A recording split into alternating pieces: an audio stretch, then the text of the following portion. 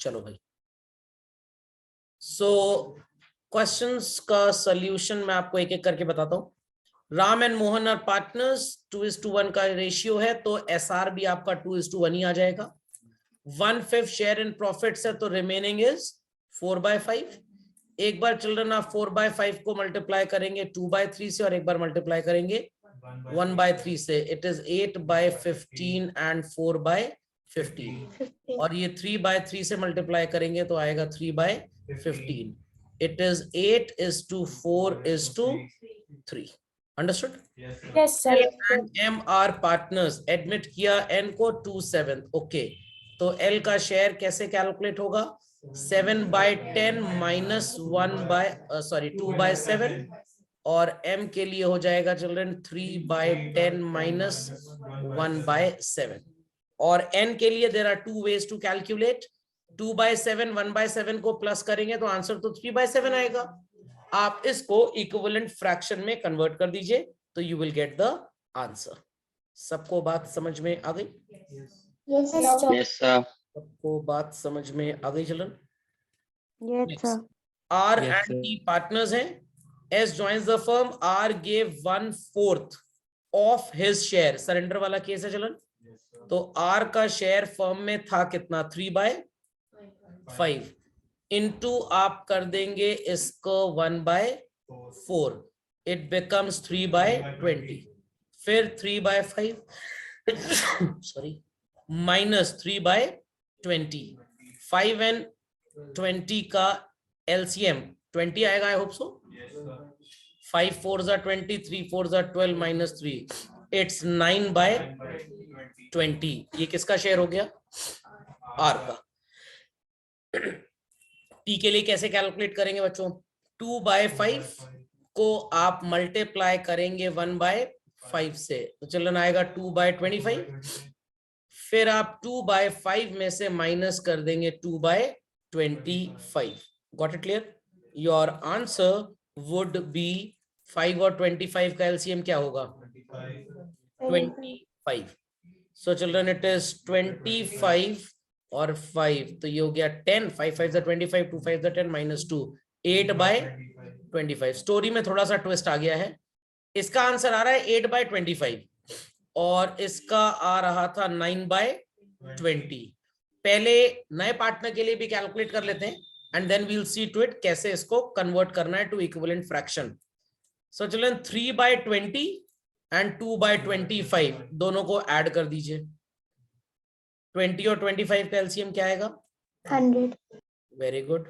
20 into 5 100, 5 into 3 is 15 and 8 23/100।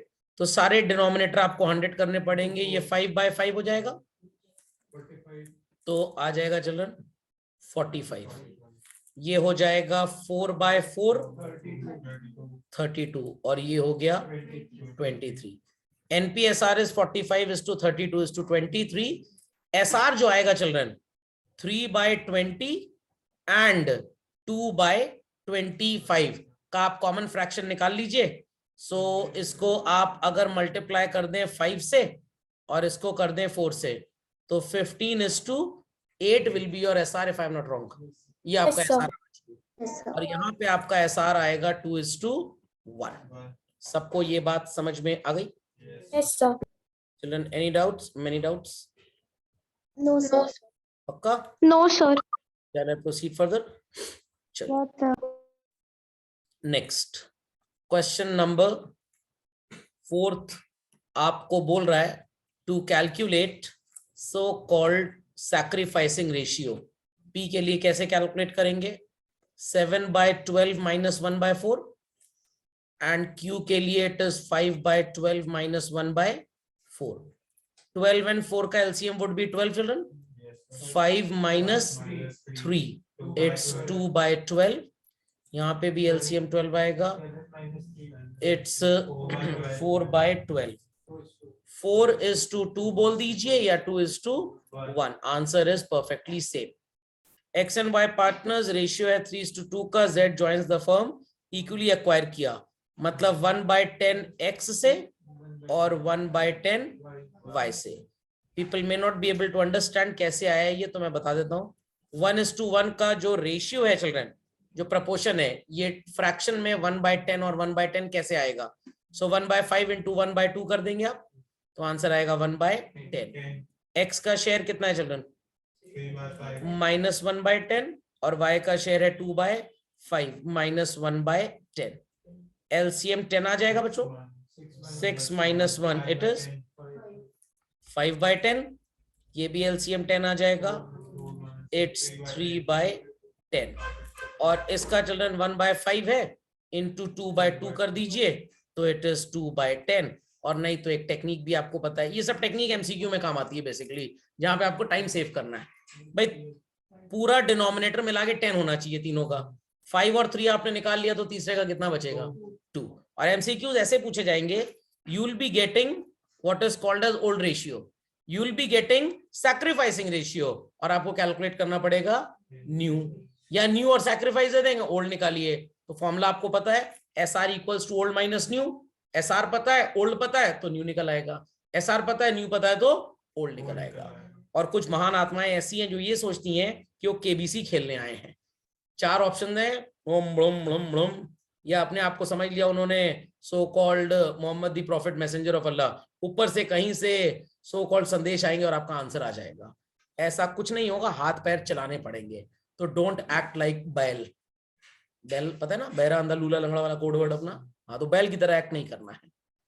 चलिए because एक बच्चे ने मेरे को टेक्स्ट किया एक दिन, सर एमसीक्यू भी सॉल्व करना होता है क्या? मैंने कहा हाँ, जिन्हें आता है सिर्फ उनके लिए, जिन्हें नहीं आता वो देखते अक्कड़ बक्कड़ बम्बे, वो जय माता दी ABCD A लगा देते हैं। चलिए, और कुछ लोगों को तो गांधी जी नजर आते हैं हर क्वेश्चन में, प्रिंसिपल ऑफ इक्वालिटी, सारे एक जैसे लग रहे हैं सर। तो don't apply that constitutional principle of equality, क्योंकि आप गांधी जी नहीं है। Question number 6 children, ABC partners हैं, प्रॉफिट शेयर कर रहे हैं 3:3:2 में। डी को एडमिट किया, डी ने 2/7 A से लिया, 1/7 B से और 1/7 C से। सिंपल है भाई, 3/8 - 2/7, then 3/8 - 1/7 and 2/8 - 1/7। 8 and 7 का LCM every place would be 56। अब लोग बोलेंगे सर वो आप इस तरह से नहीं कैलकुलेट करते, वो इस तरह से कैलकुलेट करने वाली उम्र चली गई, और वो वहां पे जरूरी होता है जहां पे दोनों इवन नंबर हो जाए। जहां दोनों ऑड है या एक ऑड एक इवन है चिल्ड्रन, तो मल्टीपल तो अलग अलग होंगे ना। वो LCM और HCF की प्रॉपर्टी आपने पढ़ी होगी, नहीं भी पढ़ी होगी तो दिमाग पे जोर मत डालिए। 8 7s are 56, 7 3s are 21, 7 8s are 56, 7 2s are 16, 5/56। Yes, हाथ sir. जोड़ के विनम्र प्रार्थना है 5 5 कॉमन मान के काटना दीजिएगा। जैसे लोग बोलते हैं सर 100/1000 है तो 0 0 कॉमन था कट गया, कॉमन डिवाइजर था इसलिए कट गया, कॉमन नंबर था इसलिए नहीं कटा है। अंडरस्टैंडिंग?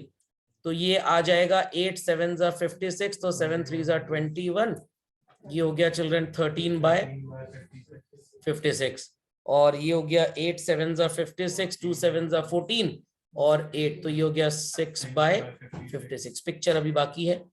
4/7 को ऐसे नंबर से मल्टीप्लाई करिए कि इक्विवेलेंट फ्रैक्शन आ जाए चिल्ड्रन, 32/56। तो आंसर बना, एक मिनट सॉरी, एक मिनट, हमको यहाँ पे हाँ न्यू निकालना था ना। ठीक है, मेरे को लगा हम सैक्रिफाइस निकाल लेते शायद। 5:13:6:4, 6:32, सॉरी। एक बार क्रॉस चेक कर लेते हैं सही है कि नहीं, इन सबको ऐड कर लेते हैं बच्चों हम लोग। 32 + 6 is 38, 38 + 5 is 43 + 13 56, एकदम सही है। समझ में आ गया? सैक्रिफाइसिंग रेशियो आपके सामने है, 2:1:1। केस 1 में हमेशा OPSR ESR होगा, 2 3 4 में निकालना पड़ेगा। 5 में जो सरेंडर वाला पार्ट होता है उसी का प्रपोर्शन आप फ्रैक्शन बना लेंगे तो वो सैक्रिफाइस होगा। बट एग्जाम में ज्यादा चौधरी मत बनिएगा, कैलकुलेट कर लीजिएगा। समझ में आ गया? पता लगा सुपर कॉन्फिडेंट हो गए। ये ओवर कॉन्फिडेंस से ऊपर की कैटेगरी होती है, ये उन लोग के ऊपर अप्लाई होती है जो साल भर कुछ नहीं पढ़ते हैं, they are super confident basically. हो जाएगा। समझ में आई बात? चलो Yes, sir. चलिए, Yes, sir.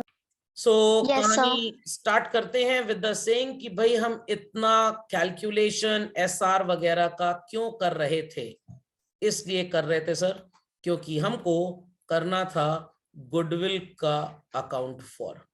सो अपनी नोटबुक में लिख दीजिए अकाउंटिंग फॉर गुडविल। आपको many a times question balance sheet provide करेगा चिल्ड्रन और उसमें गुडविल नजर आएगी। Many a times balance sheet will be provided but उसमें आपको गुडविल नजर नहीं आएगी।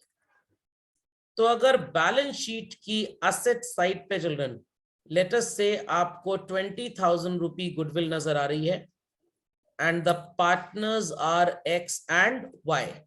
So this is called as the case for goodwill exist. और जब आपको बैलेंस शीट में बच्चों गुडविल नजर नहीं आ रही तो it is called as the case for goodwill not exist. इतनी बात सुनाई पड़ी, समझ में आई? Yes, sir. Very quickly Yes. इतना कंटेंट अपडेट करिए। चलिए भाई Yes, sir. Moving ahead children.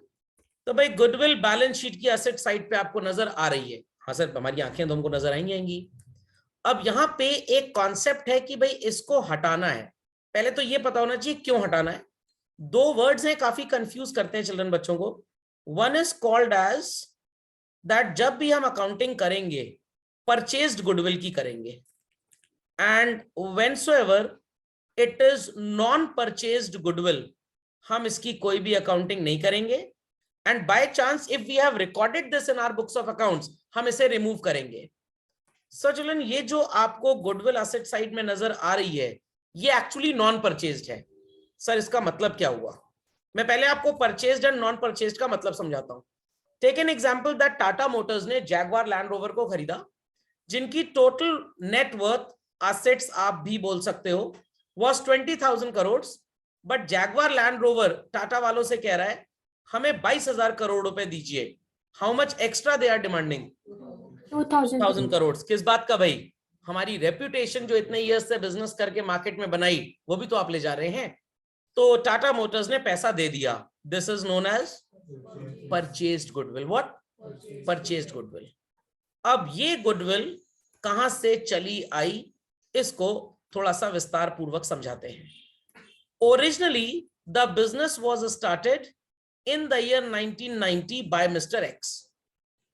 Mr. Y ने इसे ज्वाइन किया in the year 2015 और Mr. Y को X ने बोला कि भाई मैंने फर्म की reputation over the period of years create की है तो मेरे को कुछ पैसा दो। Y कह रहा है कितना पैसा चाहिए? X ने कहा भाई तुम्हारा शेयर 1/2 होगा फर्म में और फर्म की जो रेपुटेशन है हमने कैलकुलेट की है it is ₹40,000. So you better pay me half of this. Half of 40,000 is what? 20. Why at that time said कि भाई मेरे पास पैसा नहीं है मैं कुछ दिन बाद ले आऊंगा। X कह रहा है ठीक है जब तक तुम पैसा नहीं लाओगे हम अपनी कैपिटल को इंक्रीज करेंगे और ये हम इंक्रीज इसलिए कर रहे हैं बिकॉज हमें तुमसे पैसे चाहिए। तो हम बुक्स में एक फेक एंट्री पास करेंगे गुडविल की और एंट्री बनाएंगे goodwill account debit to my capital account मतलब एक्सेस कैपिटल अकाउंट। इससे होगा क्या? मेरी कैपिटल बढ़ जाएगी एंड जब तक तुम पैसा नहीं लेके आओगे तब तक मेरे को बढ़े हुए कैपिटल पे इंटरेस्ट मिलेगा, वो कैपिटल जो मैंने कभी कंट्रीब्यूट की ही नहीं। So goodwill being an asset starts appearing on the asset side.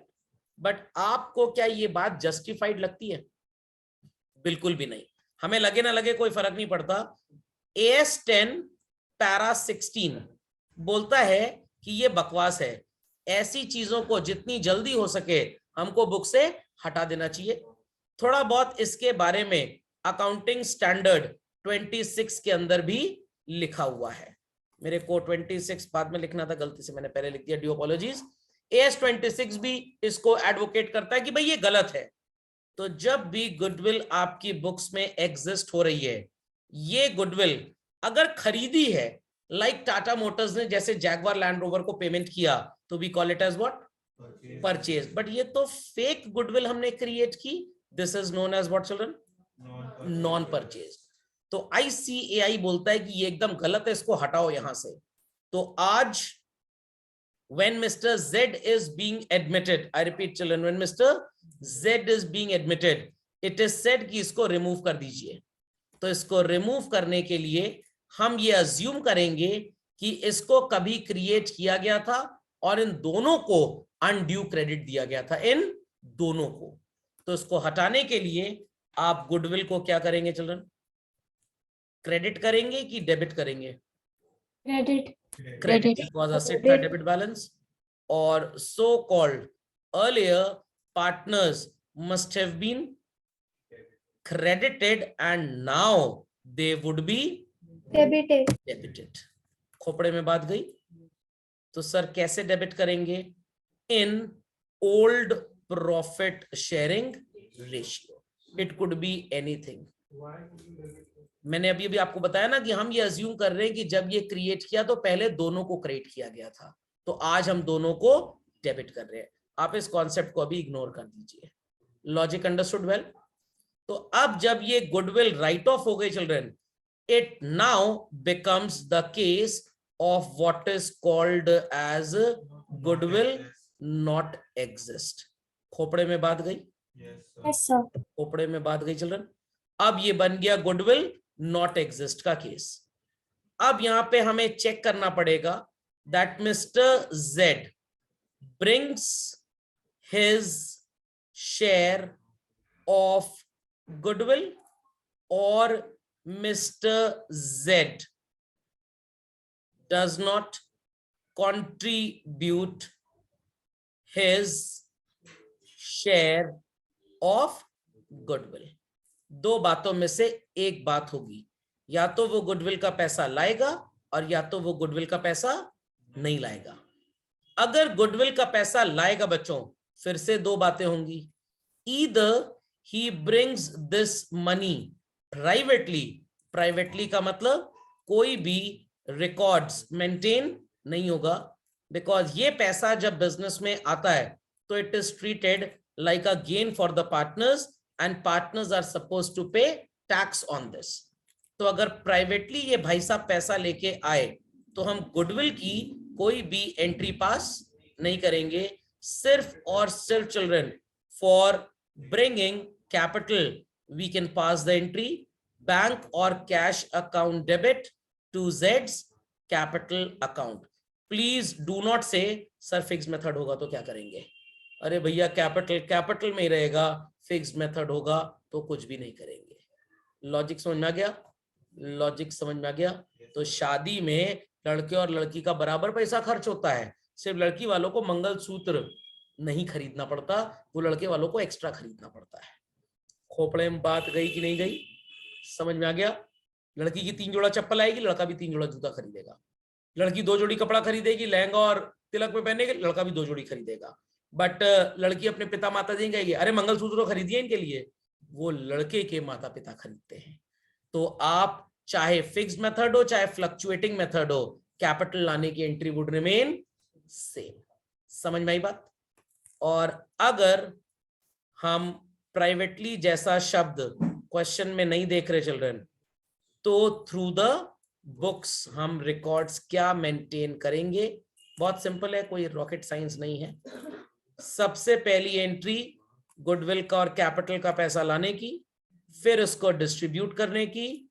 और अगर क्वेश्चन में साफ साफ लिखा है that money is being withdrawn, तब आप विथड्रॉल की एंट्री करेंगे, एल्स आप विथड्रॉल की एंट्री पास नहीं करेंगे. So entry for bringing would be bank account debit to Z's capital to premium for goodwill. समझ में आ गई बात? समझ में आ गई बात? और ये पैसा डिस्ट्रीब्यूट होगा सैक्रिफाइसिंग पार्टनर्स के कैपिटल या करंट अकाउंट में. खबरदार किसी ने ओल्ड पार्टनर्स को ये पैसा दिया. ओल्ड पार्टनर्स को ये पैसा क्यों नहीं देंगे? Because we are concerned with those who have sacrificed. जिनका कोई सैक्रिफाइस ही नहीं हुआ उनको कोई भी पैसा दिया नहीं जाएगा. ये बात चिल्ड्रन समझ में आई सबको? और अगर क्वेश्चन विड्रॉल का जिक्र कर रहा है तो आपको उसकी फिक्र करनी है। एंट्री होगी सैक्रिफाइसिंग पार्टनर्स कैपिटल और current account debit to cash और बैंक। सुनाई पड़ गई बातें? पक्का? Yes, sir. Confirm? Clearly understood by all? Yes, sir. चलें आगे। मेनी अ टाइम्स पार्टनर हो सकता है गुडविल का पैसा ना ला पाए। सो बच्चों क्या हम उसको एग्जाम कर देंगे? अच्छा ठीक है, मतलब हमारे पापा का बहुत पैसे हैं। नॉट एट ऑल, पैसा तो हम नहीं छोड़ेंगे, हम इसे क्या बनाएंगे? डेटर। तो एंट्री हो जाएगी Jades current account debit not capital. क्यों सर कैपिटल क्यों नहीं? अगर फिक्स्ड मेथड होगा तो करंट यूज करना है? नो, यहाँ पे चाहे फिक्स्ड हो चाहे फ्लक्चुएटिंग हो, दोनों केसेस में आपको करंट यूज करना है। व्हाई? अगर कैपिटल यूज करेंगे चिल्ड्रन तो कल को कैपिटल एडजस्टमेंट में प्रॉब्लम आ जाएगा, तो वो काम मत करिएगा। To again sacrificing partners capital, अगर फ्लक्चुएटिंग मेथड है और फिक्स्ड है तो करंट यूज करेंगे। सो जहां पे भी आपने बच्चों सैक्रिफाइसिंग पार्टनर लिखा है, the ratio would be sacrificing ratio. इतनी बात सबको समझ में आ गई? Yes, sir. पक्का? कंफर्म? चलिए, Yes, sir. Please update this. Then मैं आपको इस जर्नल एंट्री का जो लास्ट में हमने डेटर बनाने वाली की है डेरिवेशन सिखाता हूं, जो प्रैक्टिकली आईएससी के सिलेबस में नहीं है बट सीबीएसई में शायद पूछ लिया जाए। Okay, be quick to this children. add up children a composition here for goodwill written off। बस ये याद रखिएगा that always it would be written off an old profit sharing ratio. चलो भाई, तो सबको समझ में आ गया परचेज नॉन परचेज गुडविल क्या होती है? सो अब मैं आपको एक डेरिवेशन सिखा देता हूं और परचेज नॉन परचेज का एग्जांपल आपके सामने था।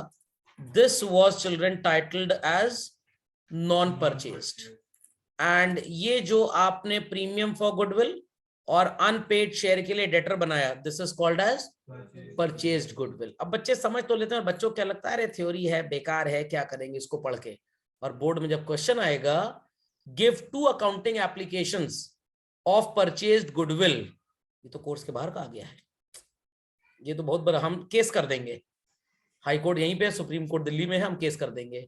अरे सामने है भाई, premium for goodwill brought in by the partner is an example of the amount with which the new partner is indebted because he doesn't brings his share of goodwill is also an example of purchased goodwill, and this is called as what? Non purchased। समझ में आया कि नहीं? पक्का? Confirm? Clearly understood? Logic समझ में आ गया? तो अगर आप गए हरिद्वार और आपने पापा मी से पूछा ये पानी बह रहा है, व्हाट इज दिस? पापा ने कहा ये गंगा जी हैं, ये गंगा जी हैं। और 2 महीने बाद जब वापस आ गए, आपके घर में एक आंटी आई, आपने पूछा आपका नाम क्या आंटी? उन्होंने कहा मेरा नाम गंगा है। तो आपने आंटी से कहा आप बह क्यों नहीं है, वाई यू आर, मतलब बह क्यों नहीं रही है, why you are in still mode, बहना स्टार्ट करिए। अरे वो गंगा रिवर है और ये गंगा आंटी है, दोनों में फर्क है। शब्दार्थ पे मत जाइए, भावार्थ पे जाइए। अंडरस्टैंडिंग और नॉट? चलिए, तो अब जरा डेरिवेशन समझ लेते हैं, बड़ा मजेदार डेरिवेशन है और आपको अच्छा लगेगा पढ़ के। सो चिल्ड्रन, इस एंट्री का डेरिवेशन 2 चीजों से आपको पढ़ने को मिलेगा। मेरे को इसके लिए कुछ एग्जांपल लेना पड़ेगा। अज्यूम कर लेते हैं कि full value of goodwill, full value का मतलब जो आपने average profit, super profit and in multiple method से कैलकुलेट की थी, इज लेट अस से ₹60,000 and the old partners were X and Y and new firm में it is X, Y and Z. Here the profit sharing ratio is 1:1 and here children it is 1:1:1. कहानी समझ में आ रही है? कहानी समझ में आ रही है बच्चों? आप यहाँ पे एंट्री पास करेंगे गुडविल को रेज करने की, दैट इज बुक्स में एक एसेट क्रिएट करने की, and the entry would B goodwill account debit ₹60,000 to X's capital account to Y's capital account 30,000 rupees. किसी जमाने में ये कॉन्सेप्ट चलता था when we were students. 2001 के आसपास ICAI की खोपड़ी काम करने लग गई और उनको लगा कि ये तो एकदम बकवास है, क्यों फालतू में पार्टनर्स इस असेट को क्रिएट करके बैलेंस शीट में लिखें. Why they should get फर्जी क्रेडिट्स, अननेसेसरी आज अपनी कैपिटल बढ़ाएंगे ना लाइक, और कल को इस बढ़ी हुई कैपिटल पे इंटरेस्ट भी क्लेम करेंगे. That money which they have not contributed even. क्या ये जस्टिफाइड है? नो. तो ICAI ने एक रेगुलेशन पास किया और बोला कि इसे तुरंत कैंसिल किया जाए अगर पार्टनरशिप फर्म की बुक्स में ये है तो. एंड क्यों ये काम किया गया? ICAI पहले तो उसको सही बोलता था. Mister Z type people are not able to contribute money. तो X एंड Y क्या डिसाइड करते थे? ठीक है, जब तक तुम पैसा नहीं लेके आओगे हम अपनी कैपिटल को अननेसेसरली बढ़ाएंगे ताकि हमको ज्यादा इंटरेस्ट मिले, तुम्हें ये बात हर दिन पिंच करती रहे और तुम जल्दी से जल्दी पैसे लेके आओ. ICAI ने बोला मतलब तो Z से पैसा निकलवाना है ना, इसको डेटर बनाना है, क्यों अननेसेसरी फालतू में एसेट क्रिएट करते हो? तो इसको भाई हटाया जाए. कैसे हटाया जाए? मिस्टर Z को डेबिट कर दिया जाए, अननेसेसरी मिस्टर X और Y को किसी जमाने में क्रेडिट किया गया था, तो आज इसका इफेक्ट हटाने के लिए हम इन्हें भी क्या करेंगे चिल्ड्रन? डेबिट करेंगे. तो Z is being debited because earlier हमने Z को बोला कि पैसा लाओ, बट ये पैसा नहीं ला पा रहा, तो हम इसको डेटर बनाएंगे.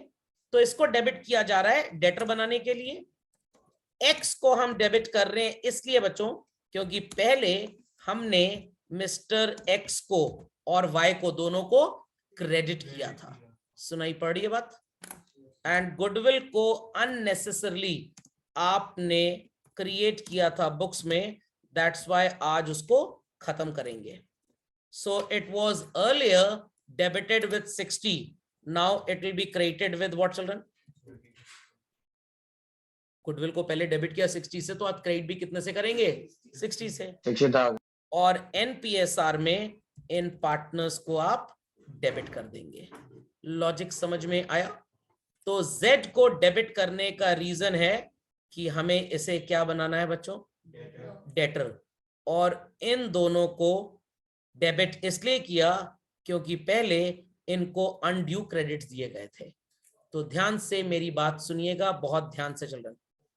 X was credited and Y was credited with how much? 30. अब उन्हें डेबिट कितने से कर दिया बच्चों? 20. तो स्टिल मिस्टर X और मिस्टर Y कितने से क्रेडिटेड हैं चिल्ड्रन? 10,000. और Z कितने से डेबिट हो गया? 20,000 रुपीज से. आपको एंट्री नजर आ रही होगी टॉप राइट कॉर्नर पे चिल्ड्रन. तो this is the same entry जो आप नेट इफेक्ट में यहां पे परफॉर्म कर रहे हैं. Z becomes the debtor with ₹20,000. X and Y को जब तक पैसे नहीं मिल जाते ये तब तक क्रेडिटर रहेंगे. तो ICAI ने बोला भाई ये ठीक है, या तो ये काम कर लीजिए या तो ये दोनों कर लीजिए, क्योंकि ये दोनों भी अल्टीमेटली इफेक्ट यही देंगे. तो this method of raising children is known as revaluation method and this is known as memorandum revaluation method. तो किसी जमाने में मेथड्स चला करते थे, फिर ये खत्म हो गए और इनको लास्ट ईयर के सिलेबस में CBSE में फिर से ऐड कर दिया गया है. क्यों ऐड कर दिया गया है? बिकॉज टीचर्स ये एंट्री तो बताते थे और बच्चों को ये नहीं समझा पाते थे कि एंट्री बनी कैसे, क्यों ये एंट्री हो रही है. वो बस ये डेटर तक ही पहुंच पाते थे. तो अल्टीमेटली ये इन्हीं दो एंट्रीज का डेरिवेशन है. समझ में आ गई बात? तो अगर मान लीजिए फॉर CBSE स्टूडेंट्स आपसे रिवैल्यूएशन मेथड के अकॉर्डिंगली एंट्री पूछी जाए तो यू विल डू दिस. फिर मेमोरेंडम रिवैल्यूएशन के अकॉर्डिंगली राइट ऑफ पूछेंगे तो you will do this. Logic समझ में आ गया? Yes, sir. लॉजिक समझ में आ गया. So please update this. So here people must be observing कि हमने Z का कैपिटल डेबिट किया है, isn't it children? उस जमाने में सही में ऐसा होता था, but thereafter it was being felt कि भाई कैपिटल अगर आप यहाँ पे डेबिट कर देंगे चिल्ड्रन तो उसकी कैपिटल कम हो जाएगी, फिर जो आप न्यू पार्टनर की कैपिटल से टोटल कैपिटल निकालते हो तो वो भी कम हो जाएगी, तो कैपिटल एडजस्टमेंट में प्रॉब्लम ना आए, that's why we used to apply current account.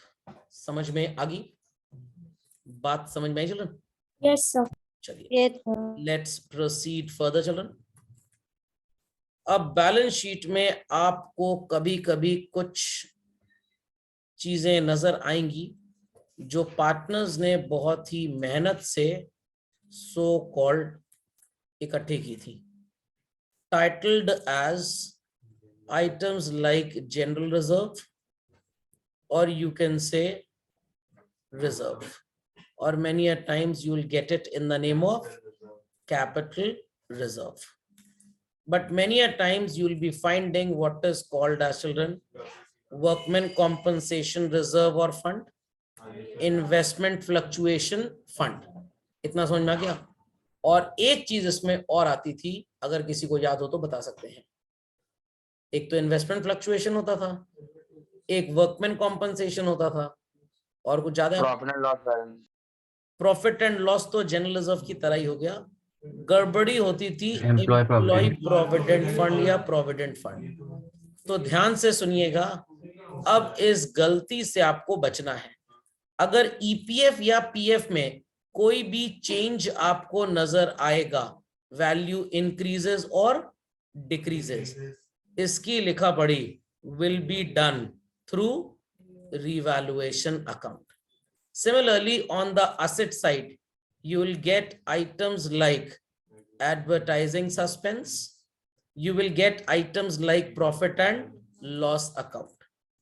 So ये जो items आपको asset side पे नजर आ रहे हैं बच्चों, they represent accumulated losses.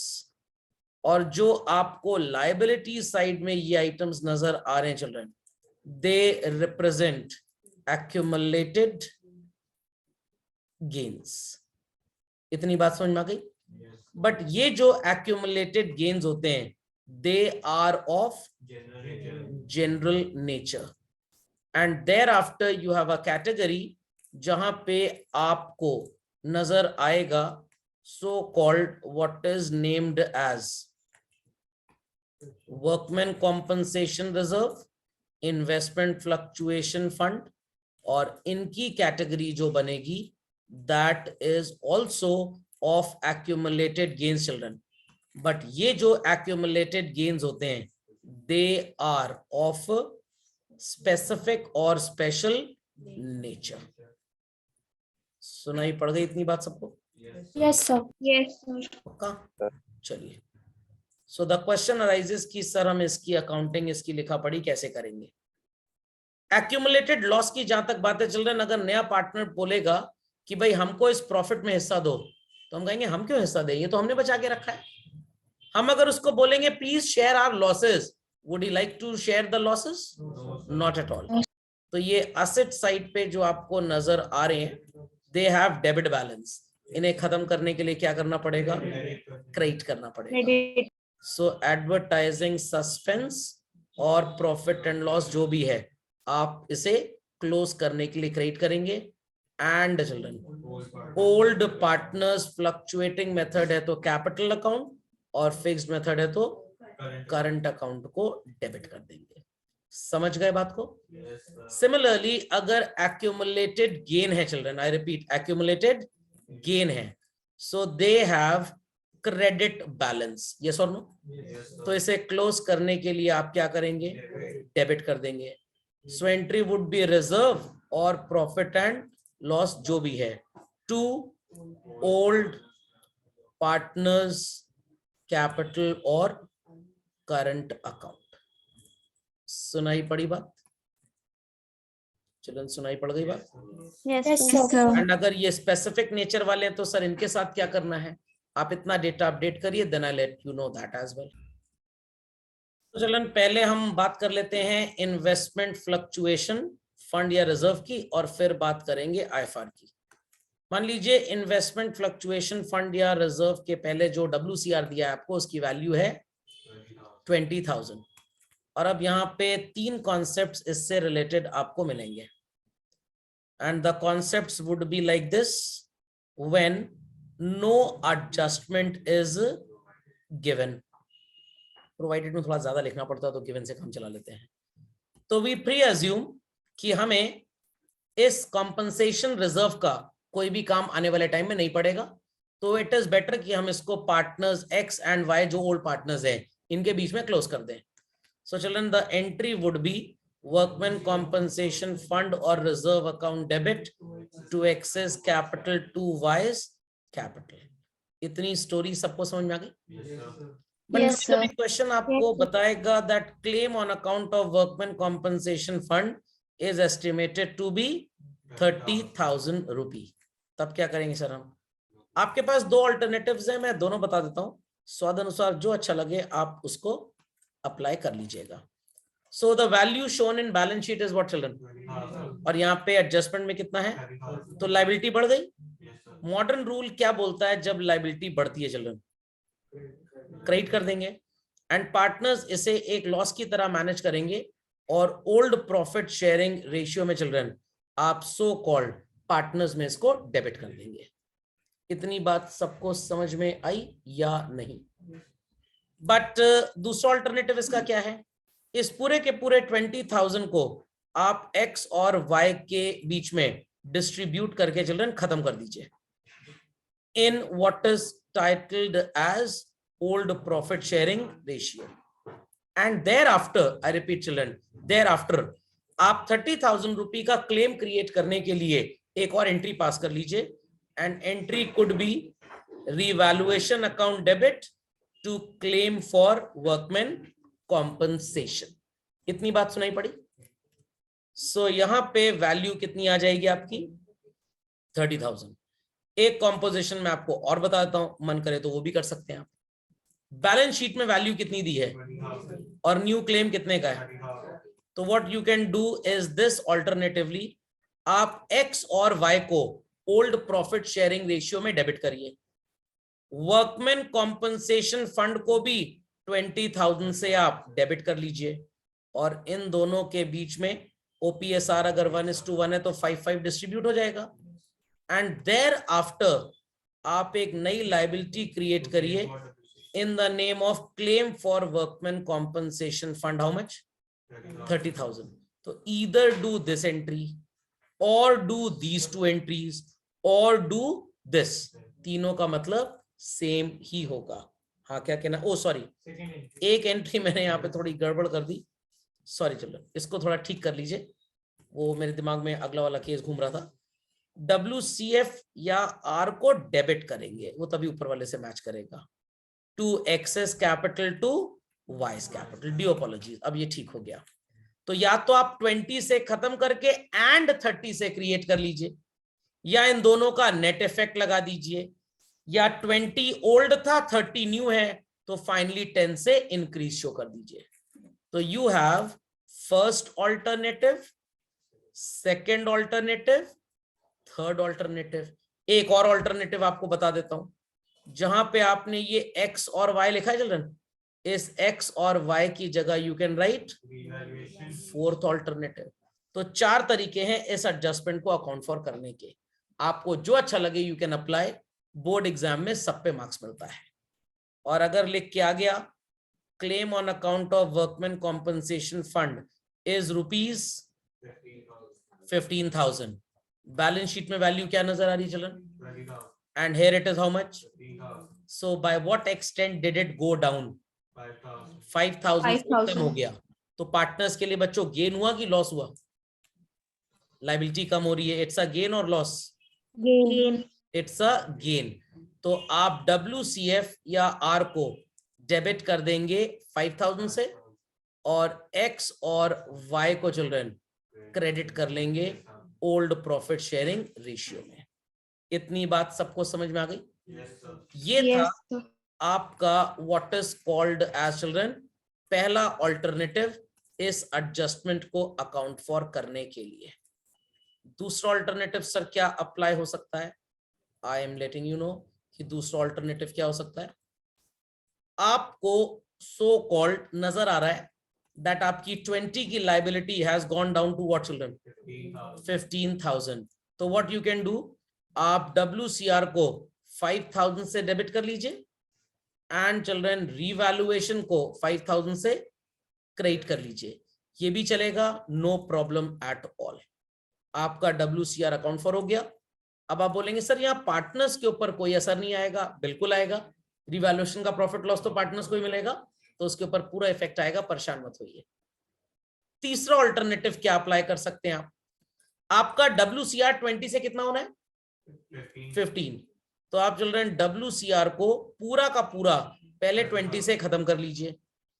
उसके बाद आप क्लेम के नाम पे सो कॉल्ड 15,000 रुपीज क्रिएट कर दीजिए, और जो 5,000 रुपए बच रहा है चिल्ड्रन, आप OPSR में सो कॉल्ड ओल्ड पार्टनर्स में X और Y में इसको क्रिएट कर दीजिए। सुनाई पड़ी इतनी बात? और अगर आप X और Y नहीं लिखना चाहते, आपकी थोड़ी सी लड़ाई है इनसे, कोई प्रॉब्लम की बात नहीं, you can even credit revaluation, ये आपका चौथा ऑल्टरनेटिव है। तो 4 ऑल्टरनेटिव्स इन ऑल चिल्ड्रन काम करते हैं। 4 में से स्वाद अनुसार जो अच्छा लगे, you can apply that for the treatment. सुनाई पड़ गई बात चिल्ड्रन? सुनाई पड़ गई बात? Yes, sir. Yes, sir. बस अल्टीमेटली आपको याद क्या रखना है, एंट्री रटिएगा मत, रटने से हमेशा भूलेंगे। जो भी ओल्ड लाइबिलिटी बुक्स में आपको नजर आ रही है चिल्ड्रन, और जो भी न्यू लाइबिलिटी नजर आ रही है, कंपेयर कर लीजिए। If the new liability is more, any how आप इसे क्रेडिट ही करेंगे, या पुरानी वाली को पूरा खत्म करके नई वाली पूरी क्रिएट कर दीजिए। समझ में आ गई बात? तो लॉजिक इज कि इस 20 को 30 करना है या इस 20 को 15 करना है। तो मल्टीपल ऑल्टरनेटिव्स आर देयर, आप कैसे भी अप्लाई करेंगे, मार्क्स सब में मिलते हैं आपको। समझ गए? Any queries please write down children. While accounting for WCF or R,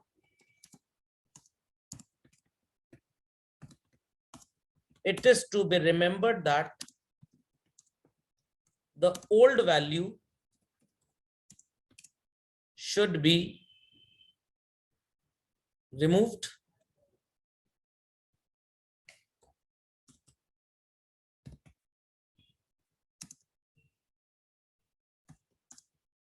and new value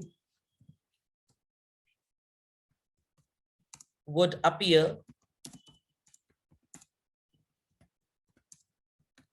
in the balance sheet. The difference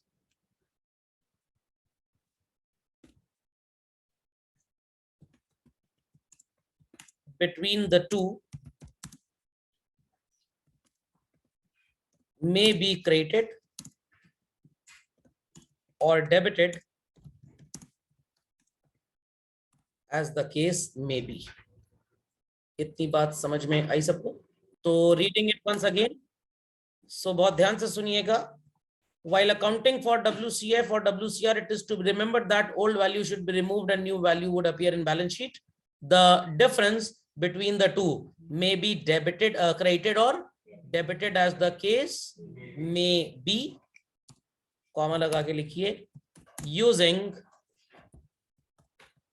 capital / current accounts of the old partners or revaluation account. बच्चों बात समझ में आ गई? People understood this? Confirm? Very quickly update this in your copies children, further children. चलिए तो आगे चलते हैं। ये बात सबको समझ में आ गई, यहां तक कोई डाउट किसी को नहीं होना चाहिए। नेक्स्ट चिल्ड्रन आपको नजर आएगा what is called as investment fluctuation fund, and the value is how much 10,000। Value is 10,000। चलें आगे।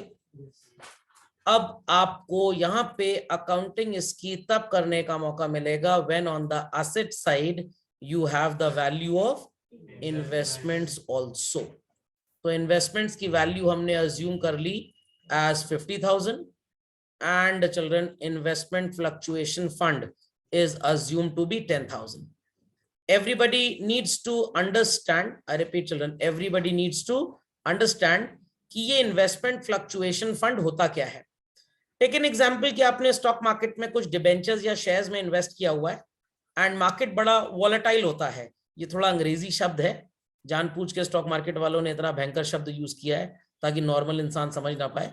अंग्रेजी का जो फ्लक्चुएशन होता है, हिंदी का जो उतार चढ़ाव होता है, वो फाइनेंस की भाषा में वोलेटिलिटी के नाम से जाना जाता है। बच्चों को लगता है बड़ा भयंकर शब्द है, थोड़ा सीख लें तो अच्छा लगेगा। जैसे शेक्सपियरियन लैंग्वेज में सोलिलोक्वी होता है, कोशिश मत करिएगा, बोल नहीं पाएंगे, मेरे को भी 4 महीने लग गए थे सीखने में जब 10वीं में थे। खैर आगे चलते हैं। तो अब मान लीजिए कि भाई इन्वेस्टमेंट की वैल्यू इंक्रीज कर गई, तो सर कंजर्वेटिज्म तो बोलता है कि एंटिसिपेटेड गेन को रिकॉर्ड नहीं करना। अरे हम कौन कंजर्वेटिज्म के ओरिजिनल रिश्तेदार हैं, हमको तो जो सिलेबस बोलता है हम उसको पढ़ेंगे बस। सो इन्वेस्टमेंट की वैल्यू बढ़ के हो गई children what is called as 55,000 या घट के हो गई लेटेस्ट से 46,000। अब अगर आपके पास बच्चों घर में स्पेशल डंडा है जो हमेशा आपके पास रहता है, तो छोटे या बड़े भाई बहन अगर लड़ाई करेंगे, बड़ों को तो नहीं, तो छोटों की रिपेयर मेंटेनेंस करने के लिए दैट डंडा वुड बी यूज्ड। बट अगर डंडा है नहीं और आप बचना चाहते हैं तो दिन भर हेलमेट पहन के चलिए, तकिया लेके साथ में चलिए। समझ में आ गया? तो ये जो इन्वेस्टमेंट फ्लक्चुएशन फंड है ये क्या है? हेलमेट या पिलो है, तकिया है ये। सो अब अगर इन्वेस्टमेंट की वैल्यू इंक्रीज होती है, you won't be putting this increase through revaluation, rather आप एंट्री क्या पास करेंगे? Investment account debit to investment fluctuation reserve. Value आ जाएगी बच्चों 5,000। चोर चोर मौसेरे भाई, 5,000 यहां पे क्रेडिट और 10 यहां पे क्रेडिट। टोटल कितना हो गया चिल्ड्रन? टोटल कितना हो गया बच्चों? Children total it's how much? 5 credit journal entry में और 10 बैलेंस शीट में। 15 क्रेडिट हुआ। इस पूरे 15,000 रुपए को आप old partners capital fluctuating method और करंट अगर फिक्स्ड मेथड हुआ तो उसमें डिस्ट्रीब्यूट करके क्लोज कर देंगे। तो न्यू बैलेंस शीट में your investments would be appearing at what is called as 55,000 और आईएफआर जैसी कोई भी चीज अपीयर या आईएफएफ जैसी कोई भी चीज अपीयर नहीं होगी। और अगर सर ये 50 से 46 हो गया तो क्या करना है? तकिया है आपके पास बचाने के लिए। Investment fluctuation fund account debit to investments account how much? 4,000। अब थोड़ा केमिकल रिएक्शन बदला बदला सा नजर आएगा। आपको नजर आ रहा है कि 10,000 रुपी बैलेंस शीट की लाइबिलिटी साइड में क्रेडिट है, लाइबिलिटी साइड तो क्रेडिट होता है, और ये 4 डेबिट हो गया चिल्ड्रन। तो नेट इफेक्ट कितना आईएफएफ में वैल्यू बची हुई नजर आ रही है। इस इन्वेस्टमेंट फ्लक्चुएशन फंड या रिजर्व को आप ओल्ड पार्टनर्स के कैपिटल या करंट अकाउंट में चिल्ड्रन डेबिट करके क्रेडिट करके क्लोज कर देंगे। तो अब न्यू बैलेंस शीट में इन्वेस्टमेंट्स नजर आएंगी 46 से चिल्ड्रन, बट आईएफआर जैसा कुछ नजर नहीं आएगा। बट मान लीजिए सर भूकंप आ गया तो मतलब value of investments 32,000 rupees. So children what is your value of loss? 18,000। क्या तकिया इतना स्ट्रॉन्ग है? नहीं सर, चोट लगी गई हमको। तो इन दैट केस आप आईएफआर से या आईएफएफ से बेयर करेंगे सिर्फ 10, बाकी का 8 या तो ओल्ड पार्टनर्स के कैपिटल या करंट अकाउंट से झेल लीजिए, और अगर झेलने में असमर्थ हैं तो रिवैल्यूएशन। एंड इन्वेस्टमेंट्स को आप 18,000 रुपए से क्रेडिट करेंगे। समझ में आया चलन? पक्का? तो अकाउंटेंट्स के लिए भूकंप झेलना भी बहुत आसान होता है। लॉजिक अंडरस्टूड वेल चलन? तो बैलेंस शीट में IFF 0 से नजर आएगा, whereas इन्वेस्टमेंट्स की वैल्यू हो जाएगी 32,000। Understood all 3 stages? Do it quickly children. So यहां तक की स्टोरी सबको समझ में आ गई बच्चों? चलिए let's move further and let's see हमारा क्वेश्चन बैंक सेक्शन क्या बोलता है। सो चलन आपको नजर आएगा क्वेश्चन नंबर 7 मिला सबको? चलन क्वेश्चन नंबर 7 मिल गया? Yes, तो sir. ये होमवर्क में मार्क करेंगे लोग 7, 8, 9, 10, 11, 12। Got it? Thereafter accumulated gains and losses आपको नजर आएगा। Question number 14 is there, 15 is there, 16 is there। मिल गया? Yes, sir. Thereafter children आपको नजर आएगा रिवैल्यूएशन का क्वेश्चन नंबर 17 and 18। सबको इतना विजिबल है? Yes, sir. पक्का? चलिए तो आप इसको सॉल्व नहीं करेंगे, आप क्वेश्चन नंबर 7-12 के लिए NPSR और सैक्रिफाइसिंग रेशियो बस कैलकुलेट करके रेडी रखेंगे। ये कल वाली क्लास में हम साथ साथ है, मूवी जब देखेंगे हम साथ में इसको सॉल्व करेंगे। समझ में आ गया? पक्का? और फिर हम adjustment of capital and new partners capital पढ़ के इसकी सेवा समाप्त कर देंगे। ठीक? Any doubts? Many doubts? कर लेंगे इतना काम? Yes, sir. Yes.